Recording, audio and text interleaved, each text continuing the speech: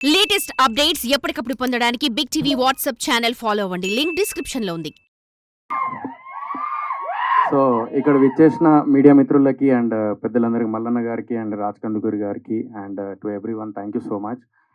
And ఇది సాయి సతీష్ అన్న నాకు చెప్పారనమాట, ఇట్లా ప్రీ రిలీజ్ ఈవెంట్ ఉంది అని. ఎందుకంటే నాకు తెలుసు సినిమా కష్టం, మీ అందరికీ తెలిసిందే బూట్కట్ బాలరాజు అప్పుడు ఎంత పెద్ద కథ జరిగిందో. సో నాకు తెలుసు ఆ పెయిన్ ఏందో. లైక్ అప్పట్లో సినిమా నేను చేసేటప్పుడు ఒక లీడ్ యాక్టర్గా చేసేటప్పుడు 50% షూట్ అయిపోగానే ప్రొడ్యూసర్ ఇబ్బందులో ఉన్నాడు.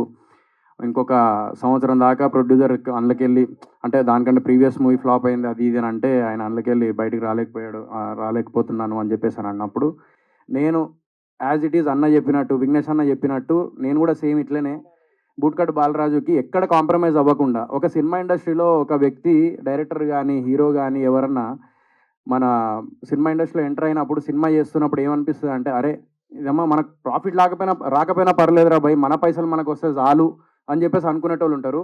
రెండోది వచ్చేసి అరే అప్పులు తీరిపోతే చాలరా భయ్ అని చెప్పేసి అనుకునేటోళ్ళు ఉంటారు.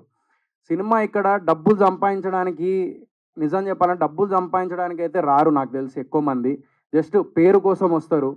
డబ్బులు సంపాదించడం అనేది అది లక్. బేసికలీ మన హార్డ్ వర్క్ అండ్ డెడికేషన్ ఎంత ఏం చేసినా కూడా ఒక లక్ అనేది కూడా ఒకటి కలిసి రావాలి.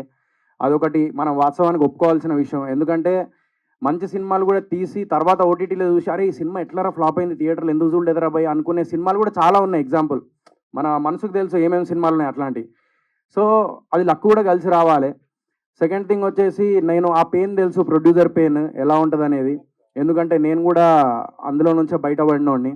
సో నేను అప్పుడు ఒకటే అనుకున్నా, మా డాడీతో ఒకటే అన్నా, నాన్న పైసలు ఉన్నాయి ఇంట్లో అంటే 43 లక్షలు ఉన్నాయిరా అంటే సరే అని చెప్పేసి మరి ఏం సినిమా పెడదాం అనుకుంటున్నా అంటే మరి తర్వాత ఏందిరా అంటే నీ ఇష్టం, నువ్వు తీసుకెళ్ళి పెట్టమంటే పెడతా అంటే ఒకటే అన్నాడు, నీ కాన్ఫిడెంట్ ఉంటే చాలు అని చెప్పేసి అన్నాడు. నా కాన్ఫిడెంట్ ఉంది అని అన్నా. సో మన మీద మనకు నమ్మకం లేకపోతే ఎట్లా అని చెప్పేసి పెట్టేసిన. సరే లాస్ అయినాము, సగం డబ్బులు వచ్చినాయి, సగం డబ్బులు రాలేదు, లాస్ అయినా నాకు తెలుసు అవమానంగా కూడా ఫీల్ అయిపోయినా నేను ఆ టైంలో, లైక్ ట్రోల్స్ వల్ల అదంతా. బట్ డెఫినెట్లీ ఎంత సినిమా ఇండస్ట్రీలో మేము వచ్చినా కూడా మళ్ళీ ఇది ఒక డ్రగ్ ఎడిక్ట్ లాంటిది. దీని అమ్మ జీవితం ఒక్కసారి పట్టుకుంటే మనం వదలలేమన్నమాట. ఇప్పుడు మొండి అంటే ఎప్పుడైనా కానీ లెసన్స్ అనేటివి నేర్చుకుంటూ ఉంటాం సినిమా ఇండస్ట్రీలో. సో ఎవరైనా కూడా హిట్ కొట్టాలనే తీస్తారు సినిమా. ఎవరైనా కూడా కష్టపడి అరే హిట్ కొట్టాలరా భయ్ అని చెప్పేసి కష్టపడి తీస్తారు. ఆ కష్టానికి మన చిన్న స్థాయి నుంచి ఒక్కొక్క మెట్టు ఎదుగుతూ ఉండే లైక్ వ్యక్తులు చాలామంది ఉంటారు ఇండస్ట్రీలో. లైక్ ఇప్పుడు విఘ్నేష్ అన్న కానీ లేకపోతే ఈ హోల్ టీమ్ కానీ అందరు కొత్త వాళ్ళే. ఈవెన్ హ్యాండిక్యాప్డ్ అయినా కూడా మన మార్కండ్ గారు మ్యూజిక్ అయితే ఇరగదీసిర్రు.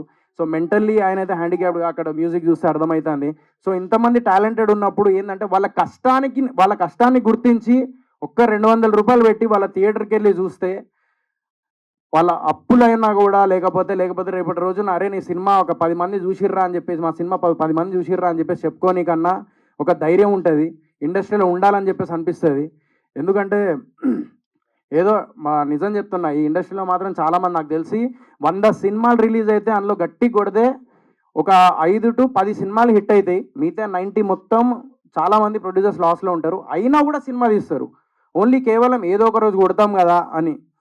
జస్ట్ సినిమా తీసేది ఏదో లైక్ డబ్బులు సంపాదించడానికి లేకపోతే ఏదో అని పక్కన పెడితే ఓ 10 మంది ముందు మన సినిమా గుర్తింపు రావాలి అని తీసేటోళ్ళు కూడా చాలామంది ఉంటారు. సో ఆ సినిమా వీళ్ళు కష్టాన్ని మీరు గుర్తించి అండ్ ఈ అవుట్పుట్ కూడా నేను ఇందాక చూసిన. సో చాలా న్యాచురల్గా తీసిర్రు, విలేజ్ బ్యాక్డ్రాప్ కదా, సో న్యాచురల్గా తీసిర్రు. సో అందరు ఎంకరేజ్ చేయాలని మనస్ఫూర్తిగా కోరుకుంటున్నాను. సో చిన్న సినిమాలు పెద్ద సినిమాలు అని కాదు, సో సినిమాల్ని బతికించండి, కొత్త ప్రొడ్యూసర్స్ని బతికించండి. Directors, producers and hero actors ఎంతోమంది కొత్త వాళ్ళు ఇంకా ముందుకు రావాలని మనస్ఫూర్తిగా కోరుకుంటున్నాను. మీలో ఒకరు పుట్టాలి, అలా ముందుకు ఇంకా రావాలి అంటే మీరు ఇలాంటి సినిమాలు చూసి ఎంకరేజ్ చేయాలని మనస్ఫూర్తిగా కోరుకుంటున్నాను. And all the very best whole team, hero గారికి అండ్ హీరోయిన్ గారికి అండ్ విఘ్నేష్ గారికి all the best and thank you.